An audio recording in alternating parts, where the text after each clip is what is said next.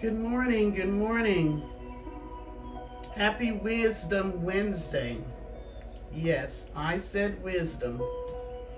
I actually had those red cardinals in my backyard one morning. It was like 7 or 8 of them. It was so beautiful.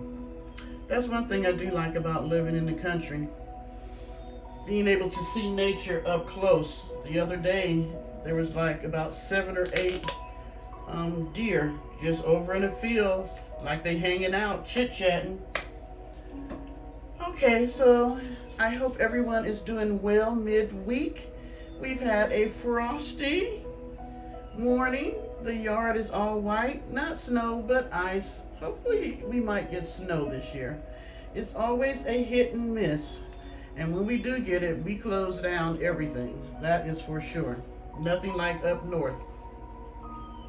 So today I wanted to take a scripture out of the Bible to start my little, I don't know what we want to call these, my little thoughtful words of motivation. So I'm coming from Proverbs 16:16, and this is the NIV version. And what does God say about wisdom? It says, how much better to get wisdom than gold, to get insight rather than silver. I like this scripture because it talks about, I think it applies to today, tomorrow, our past. That's one thing about the word. You can use it for every season and any time in your life. So a lot of us, and really a lot in the United States, we focus our mind on the things we can get, how much more stuff we can get, how much money somebody has, how much am I making, what does this person have compared to what I have, can I try to get some of what they got? You know, we are very materialistic society in the United States. It's very self-centered. It's not about sharing. It's about trying to obtain as much wealth that you can possibly get. Did you know that if Elon Musk could give, I think I broke it down to where he could give everybody in the United States like $100,000 and he would still be rich or wealthy? Can you imagine that? Have enough money that you could give everybody, including children, all the adults, everyone in the United States $100,000 and still be wealthy afterwards. Would he ever do it? No. But just to have the ability to do so. So God is trying to tell us not focus so much on the riches that we can get here, all the materialistic things that we can gain.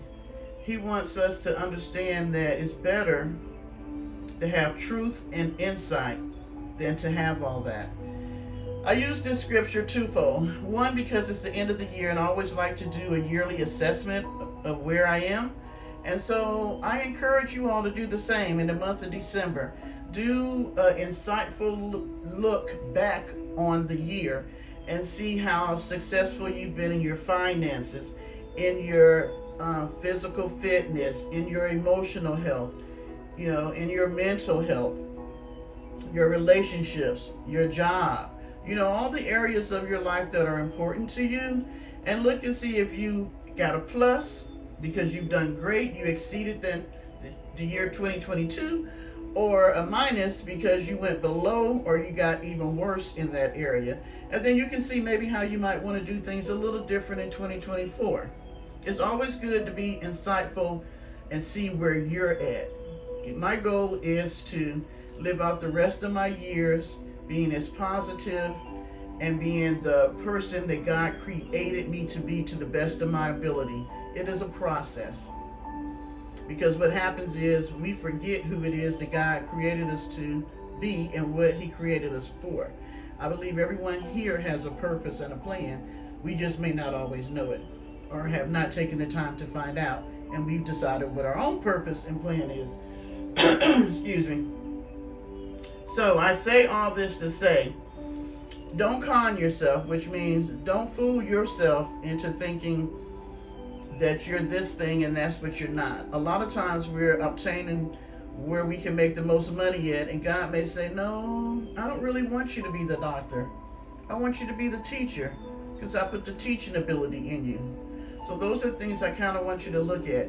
I also want you to be careful. This time of the year is a year where people are stealing, robbing, con, and deceiving. All those things, all for what? To get gifts for Christmas.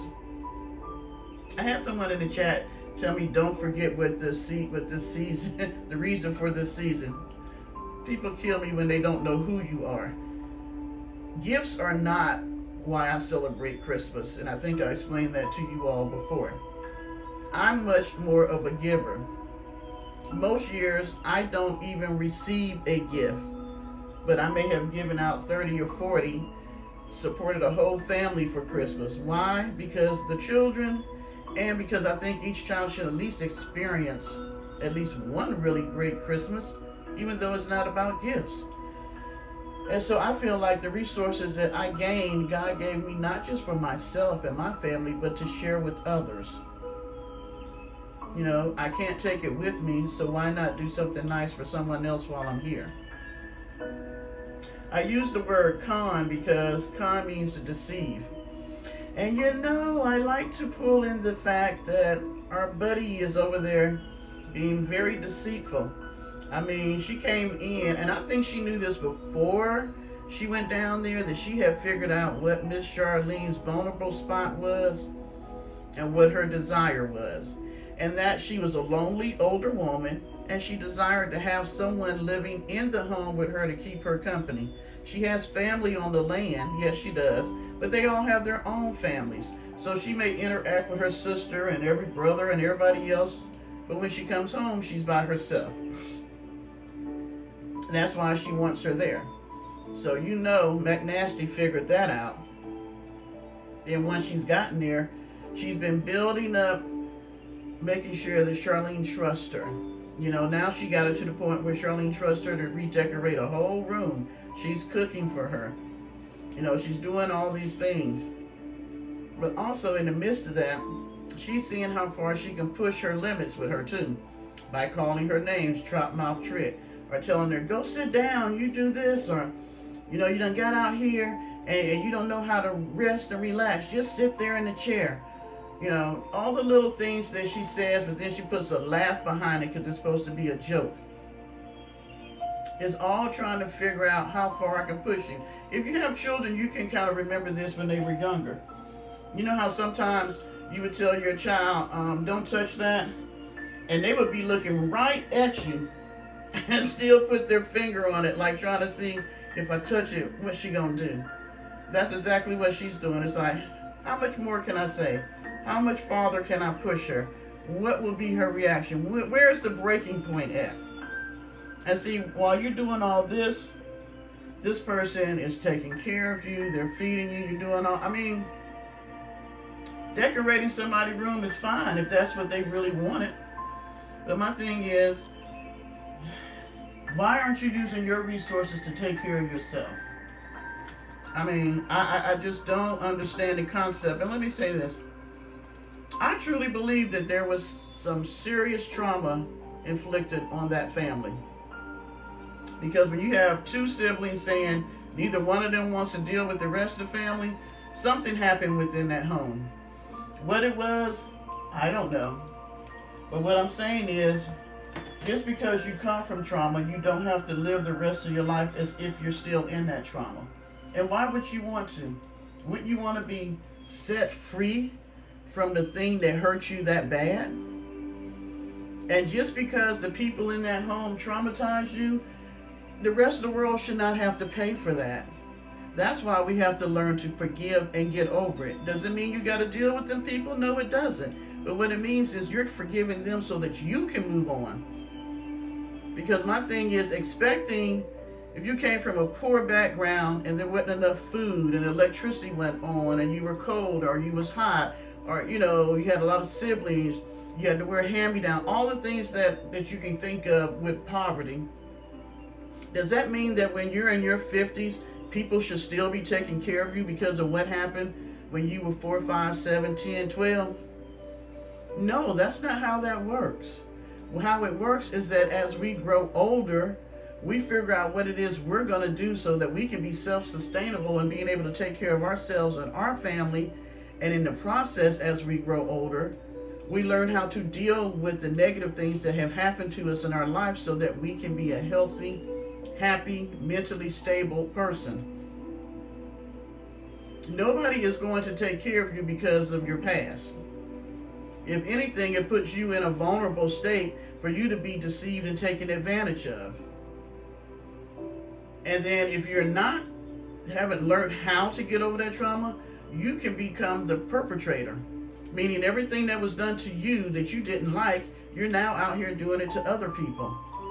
You know, you can see, this is a whole nother topic, but you can see generational curses. If you look at a family, look at your own family. Go back to your parents, your grandparents, your great-grandparents, your great-great-great-grandparents, and you can see a pattern that trickles down from all those people. It's either in the finances, it's either in some type of traumatic experience. It may be alcoholism, drugs, people not knowing how to take care of money, not having good jobs, abuse. All these things can be curses because the Bible tells us that the curses of our father are on us, will trickle down to us. And so when that happens, you can look, and if you look at her, you can see how even though she complains about her parents and talks about how mean her mom was, how evil her father was and all that, she turned right around and became that same type of parent to her son. Maybe not to the same extent, but she still became a neglectful, abusive parent to her son. And now that's trickling down to her grandson. You know, she said that they didn't have a whole lot and all this stuff, and they moved around and all that. What is she? A nomad. Moving from here and there, living with people, doing these things. All the things that she learned in that environment when she was a child, she is now using right now as an adult. So she has not changed. She just became the perpetrator versus the prey. Don't become that. Look at yourself, and let's not this December, let's shake off all those things from our family that were not of any use for us or that were hurtful to us, and start 2024 with a new coat on, the one that we created with God's help, the one that God wanted us to wear, not the one that our environment, our parents put on us. All right, guys, let me get to work. This is the second video. I deleted the first one. I didn't really care for it. So hey, you guys have a wonderful Wisdom Wednesday, and I'll talk to you later. Parker says hi. He's sleeping. Oh, and we are going to be called Parker's Posse. We're trying to think of a cute little emblem that we can use. I might put it on some t-shirts or something. He said he didn't vote for that, but we're going to do it anyway without his permission. So hey, me and Parker say bye. You want to say bye? Let's see if I can get the... Oh, I don't want to show that. Sorry, definitely don't want to show what I'm working on. He says bye.